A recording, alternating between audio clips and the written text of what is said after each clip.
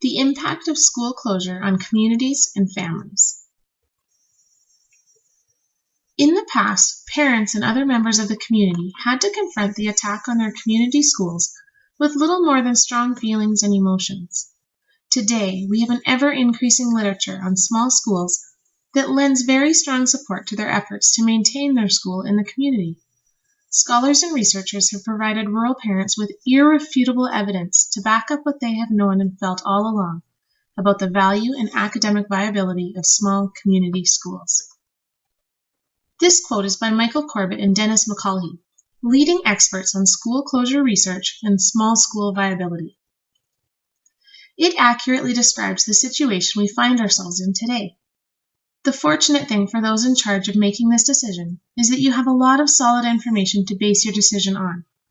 Understanding that your jobs as trustees are busy and time-consuming, we wanted to share with you a collection of well-researched studies and findings that demonstrate the effects and impacts of school closures in small communities. First, let's take a look at the impact of school closure on the community. A lot of data was collected at our March 3rd meeting. You have 26 pages of community comments to sift through. One thing is for certain, and one theme stands out above the rest. Closing Benalto School will kill Benalto. This is hard for some to believe. Maybe you need to be from a small town in order to truly understand. The media has printed statements like, in their minds, the school is the heart of the community. Research actually proves that it's not just in our minds. In Michael Corbett's research, he asserts, school boards and other educational jurisdictions regularly make the decision to close small schools in both urban and rural communities. In cities, this tends to be a blow to those neighborhoods chosen for closure, but it generally does not mean that the entire community loses a school. It amounts to a reorganization of buildings or a response to the complex demographics spurred on by urban real estate markets. In small rural communities, the situation is different. The effect is essentially to cut the heart out of a place and to orient families out of their home places and into larger towns. The BC Teachers Federation acknowledges that the loss of a school has significant implications for the broader community as well. In addition to the impact of losing the public space and social connections provided by the school, school closures present a significant deterrent to families staying in the community or moving to it.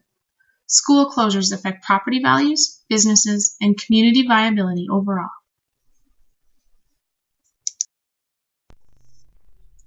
The pattern of shutting down rural schools within Alberta has often fallen upon those rural schools that truly fit the definition of rural. Those schools out in the middle of nowhere, not attached to hamlets and towns. Schools like Satinwood and Midway. And here we are at the crux of a decision to close down our rural school, where the stakes are much higher.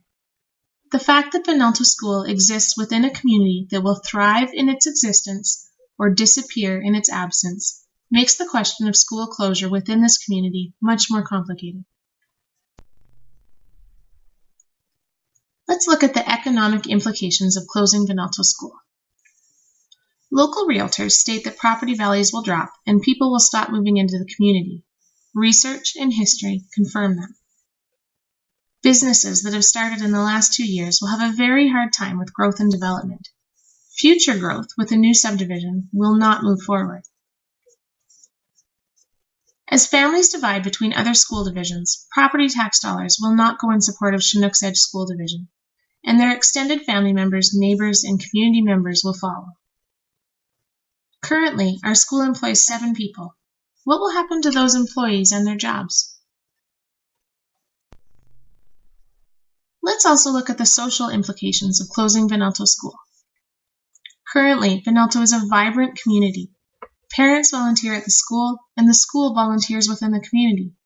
Those relationships will come to an end. The social dynamics between our kids will change. As families choose to send their kids in different directions, relationships will be lost between neighbors and friends. Time spent with friends and family will turn into time spent commuting. And the real question is, how can a community thrive and grow when its members spend the majority of their time outside of that community? It becomes just a place to sleep at night. The message sent to small towns facing school closure is that their community has no future. This summary says it best. It is possible, in conclusion, to see small schools as opportunities rather than as liabilities for communities and for the province as a whole. They were constructed as places for the socialization of children, but also as monuments to both community and to learning. The message sent by closing them is typically an affront to both of these values. Closures also signify that the province has effectively given up on these places as viable communities with a positive future outlook and growth potential. Now let's look at the impact on our students. The BC Teachers Federation has found that when students are displaced because of a school closure, they often face longer days traveling by bus or family vehicle to a school outside the community rather than walking to the neighborhood school. The transportation schedules for these students present obstacles to both extracurricular activities at their new schools and to programs in their home communities. After-school play with classmates becomes more difficult to arrange as well. While the government and school boards often encourage walking to school as a form of healthy exercise and an environmentally responsible choice, school closures remove that option for many children. Currently, more than 50% of Benalto School students walk to school. Also, currently 100% of Benalto School students in grades 4 to 6 participate in our after-school basketball program. The Teachers Federation also acknowledges that, with their children attending school away from their home community or neighborhood, it is often more difficult for parents to volunteer at school, attend events, deal with any medical issues their child may experience, and connect with their child's teachers. You only have to spend a day at Benalto School to see how involved our parents are, how the school positively affects their lives, and how much closing the school would devastate them on a personal level, not just the kids. There are also other things to think of. Have you considered this? Many parents who have their children in Benalto School moved here specifically because of the school, knowing that the smaller class sizes and other educational benefits are exactly what their child needs. When you examine family dynamics, unique circumstances, and listen to personal stories, you will learn that Benalto School has been the saving grace for many of our students. To pick them up and transplant them into larger centers with different teachers, away from what they identify as home, what are the side effects of that? We should also give serious thought to the safety concerns that arise. We all know the highway is one of the most dangerous places we spend our time. Choosing to close Benalto School means choosing to put a bus full of 5 to 12-year-olds on one of the busiest highways in Alberta twice a day, every day. In comparison, today the majority of our students walk on our safe streets to school or have a very short bus ride from our surrounding rural area. Let's also take a look at the educational viability of Benalto School. Chinook's Edge School Division has a clear vision statement: to be universally recognized as a collaborative learning community where learning is personalized for all students to achieve success as compassionate and innovative global citizens. We know from the educational assessment done on Benalto School, we meet and exceed all of these goals. The collaboration between staff is amazing and sought after by other schools. Personalized learning is what our teachers excel at. The success achieved by our students is above average and often meets excellence. Compassionate and global citizens? How about 35 kids raising $3,500 in our annual Jump for Jeremy fundraiser? Or how about the Sylvan Lake teachers who tell us that they can pinpoint a Benalto School student within the first couple days of grade 7 based on their work ethic, study habits, and compassion? You are creating your ideal student in this school. In so many ways, closing Benalto School goes against the values, vision, and mission that Chinook's Edge has set for itself. Relationships matter in our safe and caring schools. You say it yourself in your motto, and I know from your time at Benalto School that you see it in action, that it's safe and it's caring. Our motto reflects yours. We care. You see it in our kids. You see it on the playground when the older kids are playing a game of soccer with the younger kids, or pushing them on the swings, or letting them sit with them at lunch, and mentoring them in reading or math. Our kids are friends. Our kids look out for each other. How about this? A talent show where you see every kid come out of their shell in ways that would be mocked and made fun of in larger centers. And here they get standing ovations from their schoolmates, high fives and fist pumps because they'll support them. Our school is inclusive in so many ways. Chinook's Edge mission statement: to engage every student in meaningful learning by challenging, encouraging, and believing in them. It reminds me of a story that's made its rounds this year. A wonderful story. The story of David Brown, last year's valedictorian from Delburn. Mr. Satcher has used David's story to demonstrate the amazing things we can accomplish when we work together, reaching for the same vision. David's story is a shining example of how our collaborative, caring, and inclusive small schools can make the biggest difference in a child's life. I've heard nothing but wonderful things from the presentation called What David Taught Chinook's Edge. These key factors: collaboration, caring, inclusive, and teachers who challenge, encourage, and believe in our students. Benalto comes out with an A+ in all of those categories. Once again, there's research to back this up. Corbett and McCullough did an analysis of the viability of small schools within Cumberland County in Nova Scotia. And they found virtually all of past graduates interviewed reported that the experience of intimacy and inclusiveness in their small community school was essential to their success in life. So the school meets the expectations of Chinook's Edge vision statement, but are we educationally viable? Let's consult the experts again. Paul Theobald, a well-known rural school researcher, has said, rather than closing small rural schools, we should instead be looking to good rural schools as models for the kind of inclusive, warm, and nurturing learning communities that we need in these troubled times.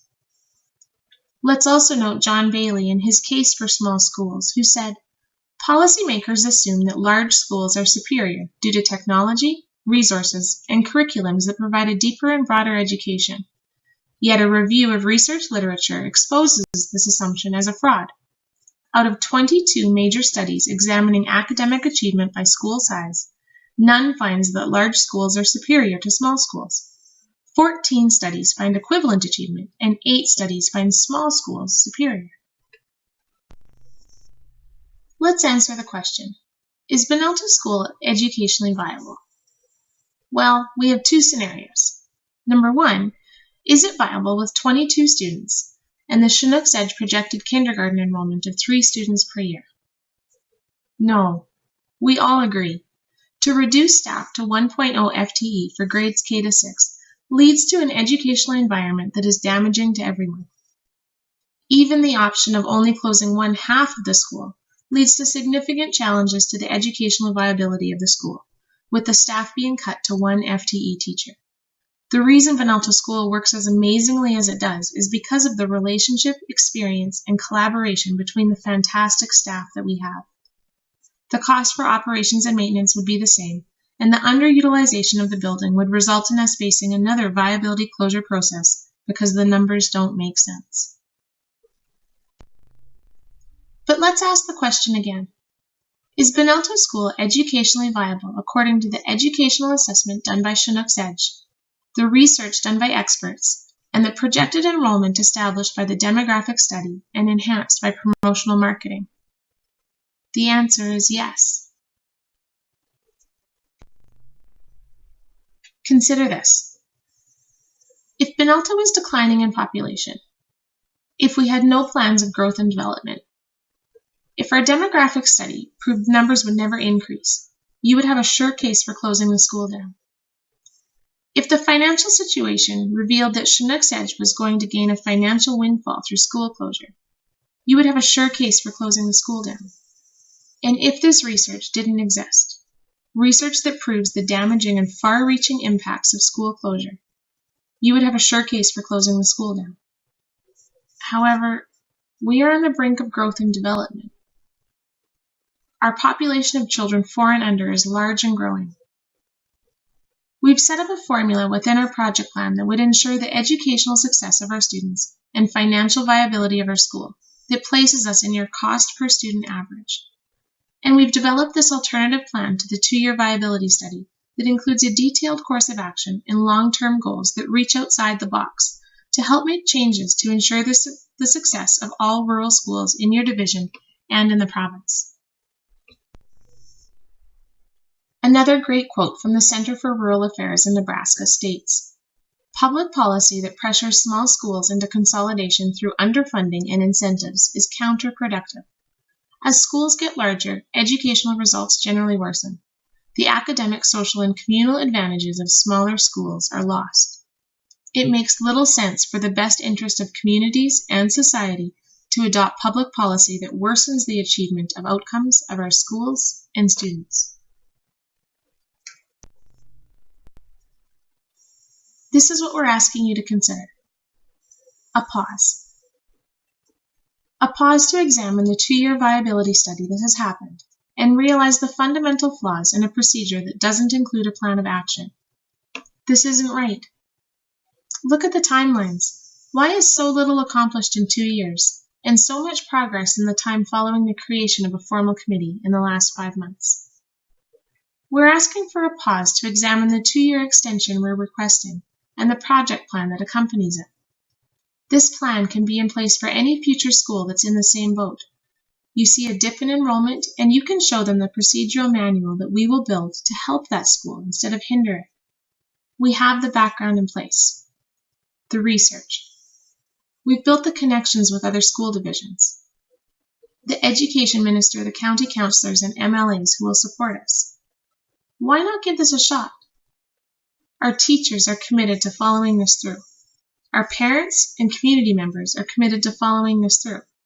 Our children will continue to receive the best education your division has to offer, and you will gain the opportunity to brand yourself as the school board that stands behind its rural schools.